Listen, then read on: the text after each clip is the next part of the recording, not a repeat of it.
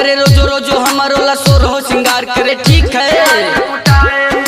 झाड़ू से प्रहार करे एक न 100 बार करे पहुँच चाहे भूया धरे चाहे वो कपार धरे ठीक है।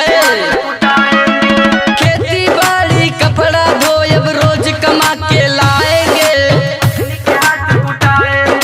खेती बाड़ी कपड़ा धोए अब रोज कमा के लाएंगे। पत्नी का पैर दबाएंगे भले बेलन झाड़ू खाएंगे ठीक है। पत्नी का पैर दबाएंगे भले पत्नी के हाथ कुटाएंगे ठीक है।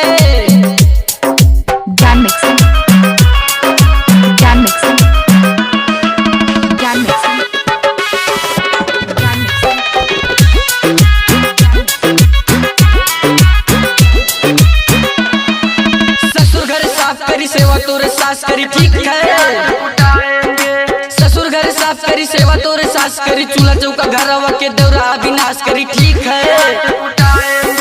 घरवा के काम सगरो मेहर हमर पास करी काम फेल हो की जे 8 दिन उपास करी ठीक है।